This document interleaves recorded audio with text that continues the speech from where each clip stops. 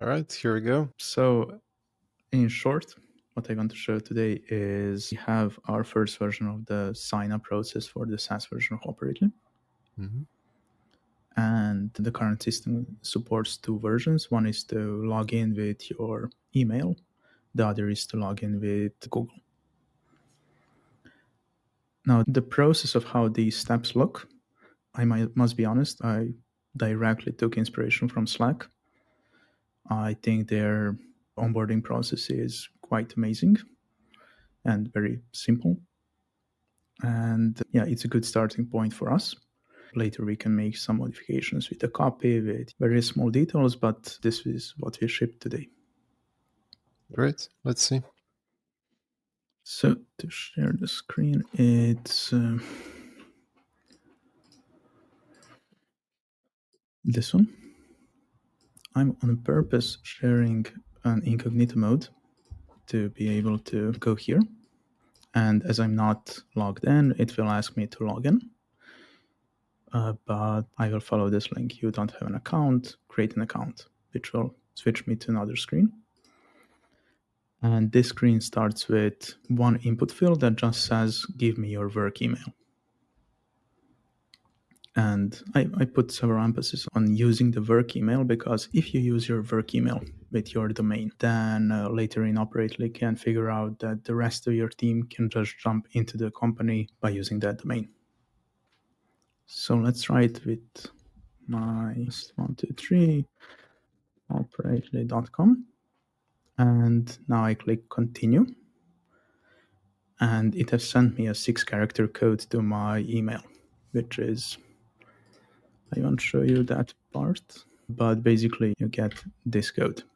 Then you continue, and it says, okay, you confirm that you are the owner of this email. Now please fill in your full name, password, and you will create you an account. So this would be something like this.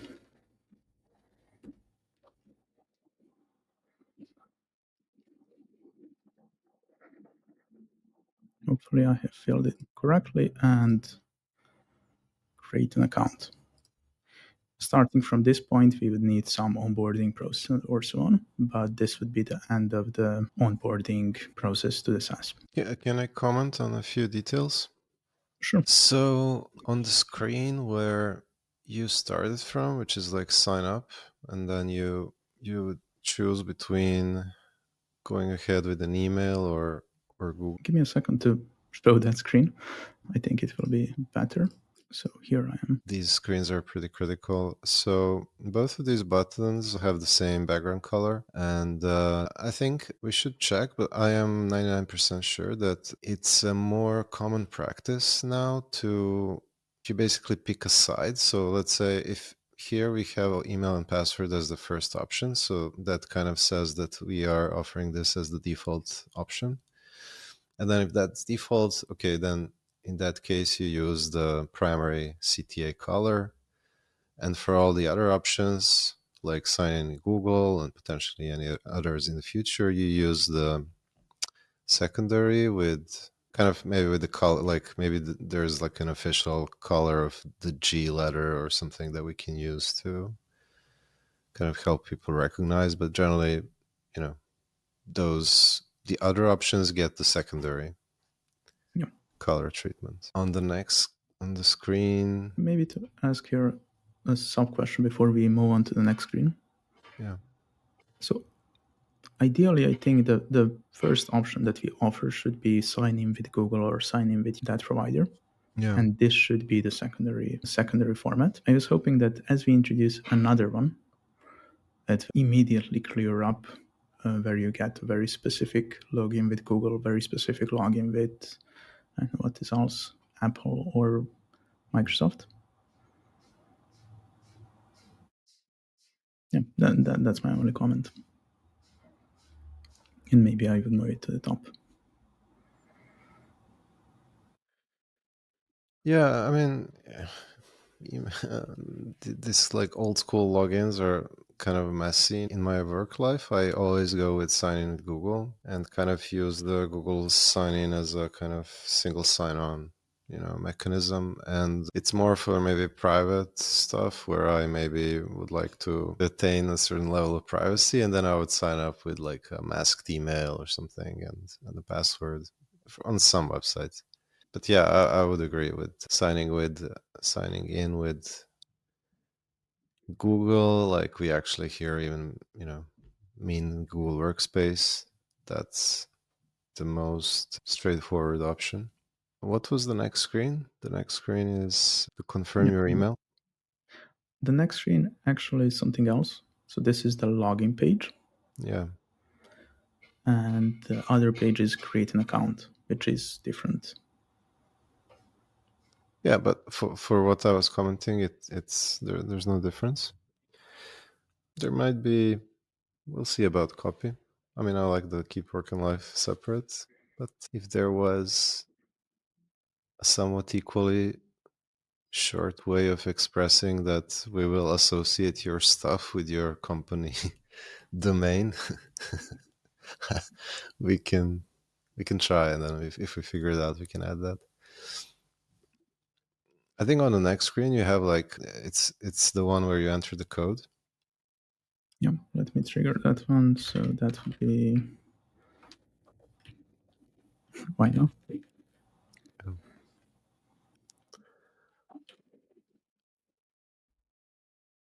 This is correct. yes. Yeah. And hopefully now you got a code. All right. Yeah, it's even rendered in a font that looks like one of those code fonts. That's cool. I'll send you the code via chat. So what I would change here is, I mean, you say the code expires shortly, which is like, what does shortly mean? In my defense, this was my laziest part. I went to Slack and just, Keyword was the right time, and then I was thinking that maybe shortly is even a better word than to say minutes, 30 minutes, 20 minutes. Like the point is that this is very short. As soon as you leave this page, you are not able to use this code anymore. So it's very, you need to do it now. yeah. But I mean, I've never seen like apps use like vague terms like this. Yeah, I agree. It's weird, but And also, I mean, there is no, I'm not sharing my screen right now. I don't have to, but what I want to say, in the email that I received, there are no links. Is that the norm? yeah, for the code, this would be the, you need to paste the code. That's the way. Yeah. There is a specific reason compared to the old school way of how people did these confirmations, was that the application actually creates an account for you and Mm. then you confirm it. Yeah. Yeah, I remember. But here, I'm not creating anything. I'm creating some database records for, yeah, this email was sent, this is the hash password, and so on. But only after you copy this thing inside of here, you are able to actually continue and create an account, which is, I think, a better approach because it does not pollute the namespace. For example, I cannot take over the marco at operately.com email at all. It's not, until I'm proved that I'm Marco, I cannot access this application. Yeah. Okay. And if something happens and I have to step outside and the code expires before I do this step, what's my option? Unfortunately, from this page, good question, but from this page, there is none. You would come again here, enter the same thing, continue, and I think you got another code. Mm. Yeah. I think simple way of accomplishing both intentions, which is communicate the time precisely, but also give a sense of urgency, is basically just to make it a countdown. So if it's whatever is the number of minutes, You just see like, okay, let's say it's 5 minutes, you see like 4:59, 4:58. I like that. It's very, it pressures you to do it right now, Yeah, yeah. which But is the correct thing. probably many people are. I mean, this is I am personally very conditioned to like hurry up as much as possible for these codes because it's usually you do it most often for like banking and stuff, which is like has a very short time frame. Okay, okay. And yeah, check your spam folder. I think we should never use like exclamation marks in copy. That's like, yeah, simple rule. Okay, and once you do this, I because it's a multi-step, I think we should always like give reassurance and congratulate and stuff. So on the next screen, as you were explaining to me, you said, okay, at this point you're verified, but the screen doesn't say anything about that. I see. Let me send you the new code so we can go get there.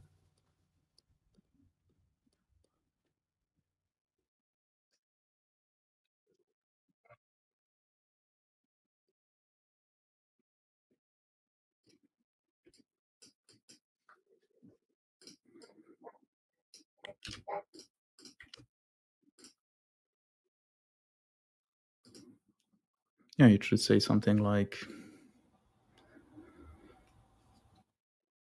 at least welcome, or this is the last step, or somehow to express to you that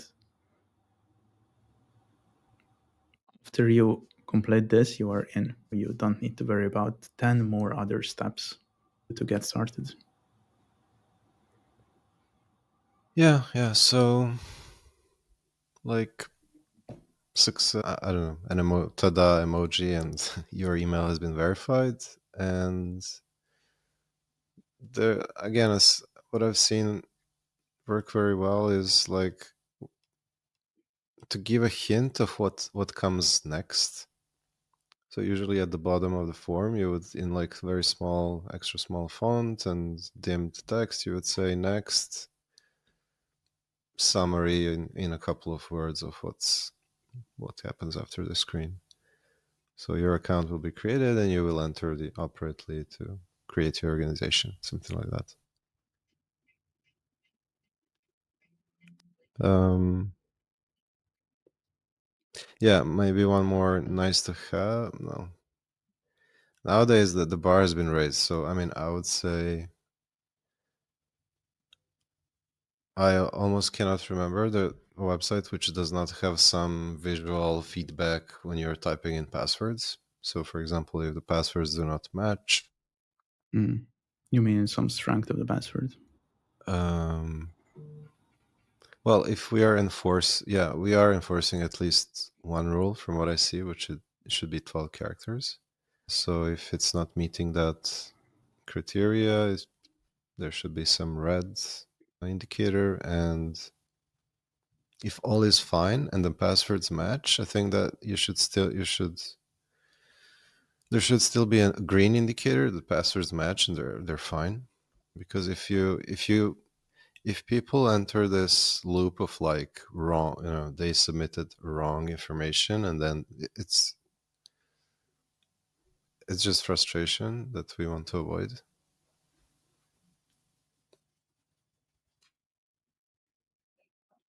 I mean, I completely agree.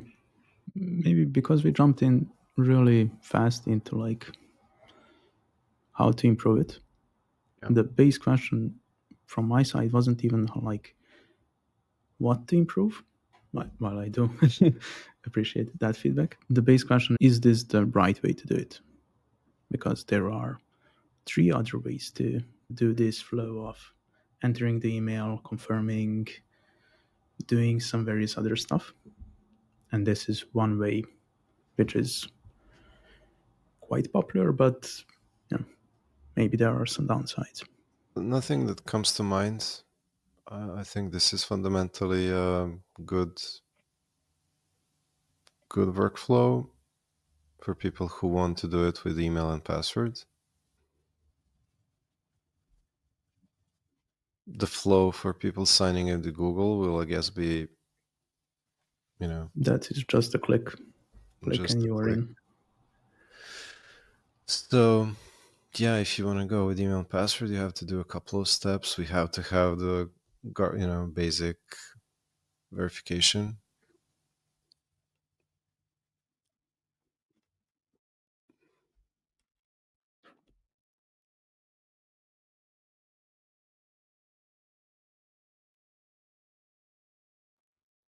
I think that I, these code approach is like a very good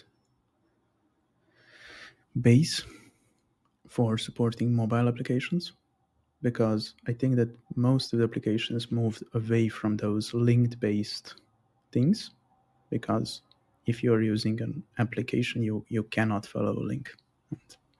And, that breaks everything. yeah.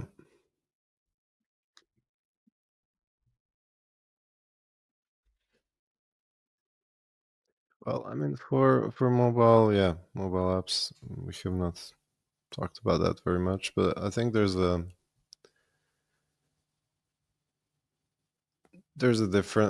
big difference between work apps for work and apps like personal use. Where for personal use, you're really looking for, you can give up very easily on the slightest, I think, annoyance. Whereas for work, it's like, okay, you have to set up for work, so you're ready for maybe to endure a little bit of back and forth if there is some. Um, I think one very bad experience that I could imagine is if you would have like three more screens. Like, how did you hear about us? And who is your best friend? Would you recommend us to everyone? What is your role? When you start like really annoying people with those things, then they give up even on work applications. But I think we have a good base to build upon. At least I feel that we accomplished that. yeah. Um, this is a different topic, but when you asked about the flow, I actually started thinking about abuse. There will probably just a matter of time before we start adding additional somehow checks, or I guess we wouldn't be adding steps, but you know, if we use your work email and we see consistently people who want to abuse them up with an email from whatever XYZ domain, we will very likely that. Um,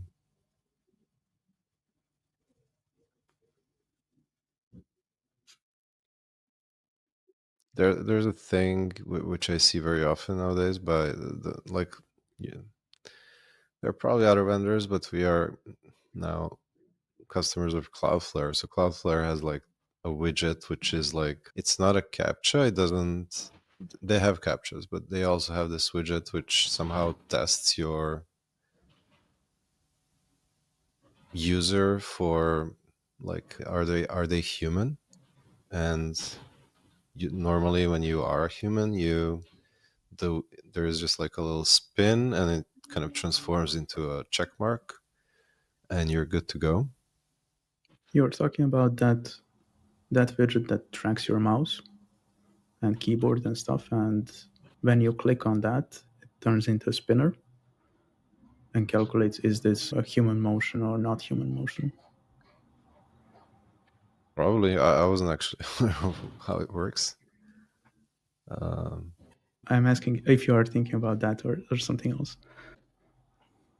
I would have to check because I'm not sure. I'm not 100% sure. Is the thing that I'm talking about always actually requiring me to click on something, or not at all in some cases? It's probably kind of smart enough where if it kind of figures that it knows you, it will not ask you to do anything. It will just kind of let you pass.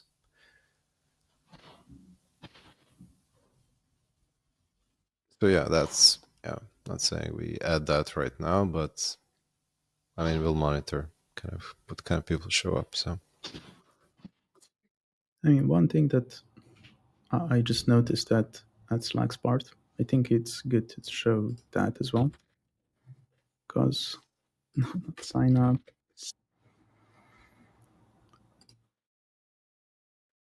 Um, okay, this is something new, or I'm actually not in the.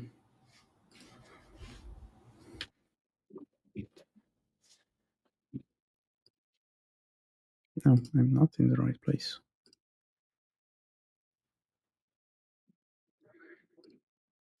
Google is broken completely. so the number one result gives you an invitation to Chromium.slack. join. Then I have ClickUp. Then various other people who paid for sponsoring, and I cannot find the thing I want.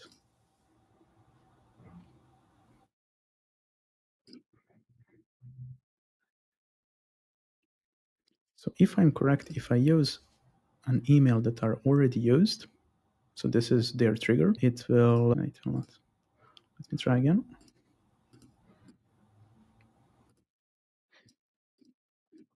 After a while, this continue will convert into a reCAPTCHA thing where you need to select things. And I'm not sure how to trigger it, but my way of thinking was if I use this same email to get codes and I never sign up, that is one way. Probably another way is if I use something like this. No, forget it, but that was a good protection. For example, if you're using some weird domains, if you're using just basic Gmail, if you are using the same email for getting codes, I think it's a good place to insert some additional questions to prove that you're not a robot at that point. Yeah. Well, on those screens, I noticed two things we kind of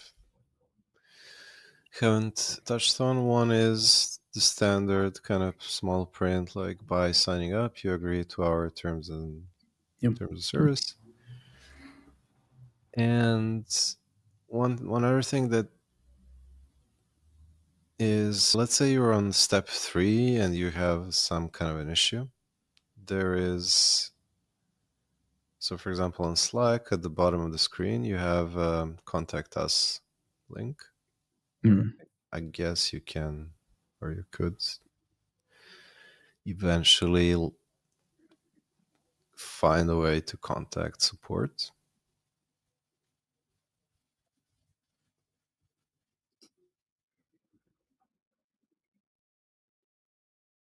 Their solution for these buttons are actually good. These are secondary buttons, Mm. but they are prominent enough to not compete with this. They are not competing with this visually, but they are prominent enough that you know how to click on them. I think Yeah. that's a good solution.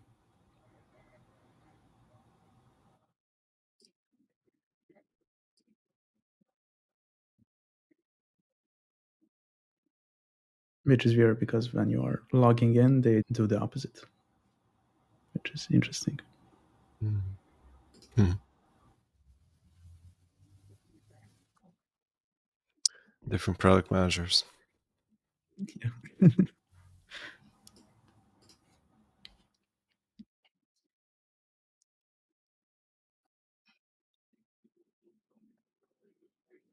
So basically, this is about the sign-up flow.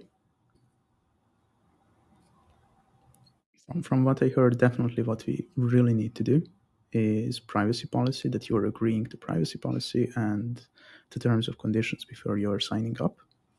Yes. Then let's say on the secondary point, then it's about the better copy, a timer for the token, and some password confirmations. All of these things that I said are in, let's say, the secondary category, not in the must-have category. Mm. But terms and conditions and privacy policies, that's a must have. Yeah, yeah, it's not okay to ship it without, yeah, that. Now, the second thing I want to show is that's not yet complete, but I have all the code ready for that. And that's what happens when you sign up. And the logic is we want to send you at least one or two welcome emails. One is to just welcome to Operately. The second is probably some help, what you can do or who you can reach out or how can you contact us. And the solution for this that I have is the following. There is a thing called automation on SendGrid, and those automations have triggers. Maybe I can share that screen. I don't think we have anything super private on that page. Let's go. So I'll share the SendGrid page. Everything is pretty much empty there because I just started doing that. So the idea is that our application needs to fill in details on this or to add people to the contact list. For example, I created one that I just called SaaS signups. Then the application would insert contacts into this list. And this other thing that's called automation would react to that entering. And it says the first time a contact is added to the SaaS signup, that would be the entry criteria, and it triggers this automation.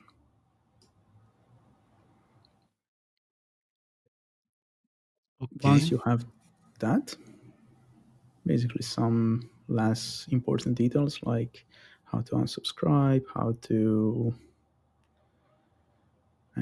exit this, then it will send you 3 emails. And if I'm correct, this is something that you can build right here.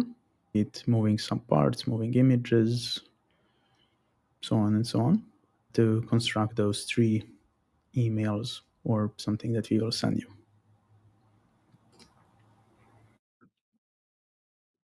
And there is also a condition how many days to wait between these events. So the first thing is sent immediately, then 1 day after that this mail is sent, and then 1 day after that this other mail is sent, which I think covers completely our use case. But I also want to check with you, is there anything else that we would like to have when someone signs up? Well, I mean, I'm actually thinking, does it cover too much? Like, do we need to go down this route immediately? We could, but yeah, we have to wrap our heads around it completely. Because, yeah, I mean, for the very beginning, it it would be fine even to not have an automation, but just use SendGrid as a SMTP, you know, mailer. However, we do want to have a list, at least of like account owners, and to communicate important updates. So My perspective, the reason why I went immediately to this yeah, is if I just use SendGrid as a mail sender, then I need to construct that mail in the application. Then changing the copy in that mail becomes harder. Testing it out becomes harder, which makes sense, for example, for mails that Operately sends for notifications because that is part of the application. But for these things outside, I think the feedback loop is quite slow compared to what you get here. And to be honest, this seems much, much simpler and immediately gives us more things. yeah, yeah. So overall, it does look like it does everything we need. So we'll play with this, and even if we just limit ourselves to one email, and I would prefer that it looks as close to plain text as possible. It's still very valuable because it's a foundation for. I haven't experienced too much with this, but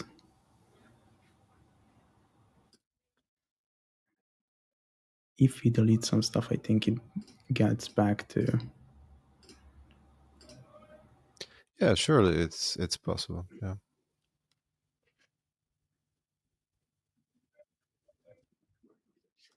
There is also this I've used preview thing. Mailchimp in the past, and this looks. It looks like exactly. They might even use the same editor, or they just copied what they have. Yeah. So. So this is about the second part. For start, I will add an integration just to add us to that list. Mhm. And if I'm correct, SendGrid won't trigger any automation right away because this automation is still in the draft form. Mhm. Uh, but the good thing is that on the product side, we have Done. completed the functionality, and then we can play around with it. Yeah, sounds good. Okay, see you soon.